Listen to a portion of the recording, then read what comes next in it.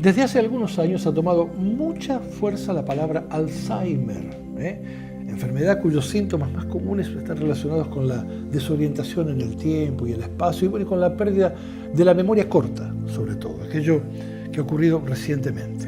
Pero en realidad la criatura humana está estructurada para poder vivir saludablemente durante muchos años, claro, en condiciones aceptables, normales, y no como estas en las que estamos viviendo ahora. Porque aquí lo que está colaborando mucho con la proliferación del Alzheimer es la enorme cantidad de información chatarra que nos está inundando la vida y que luego, de paso en su gran mayoría, no tiene nada que ver con nosotros, aunque igual la consumimos sin poner ni la menor resistencia, haciendo que nuestra memoria temporal acabe saturándose. Y así, de esa forma, es que vamos ocupando con chatarra un espacio dentro de nuestra memoria temporal que cuando lo necesitemos para cosas verdaderamente valiosas no va a estar disponible.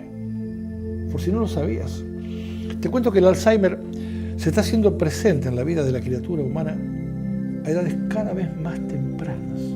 Y eso es justamente gracias al consumo abusivo de información chatarra, como te decía antes. Y esto significa que somos pero muy poco selectivos a la hora de entrar en contacto con ese aluvión de información que recibimos permanentemente.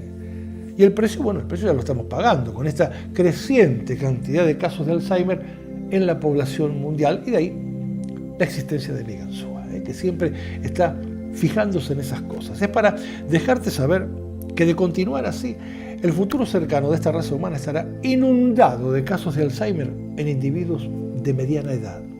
¿Y todo por qué? Bueno, por estar dormidos.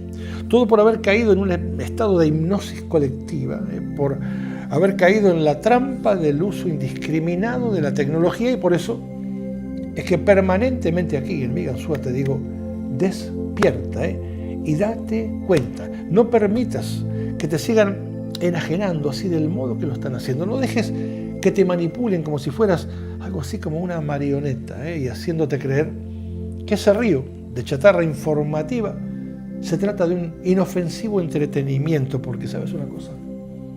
No lo es. Para nada. Y de continuar así, te va a pasar lo mismo que le sucede a tu computadora cuando se encuentra saturada de información, ¿viste? Que se pone lenta y le cuesta encontrar lo que le pides.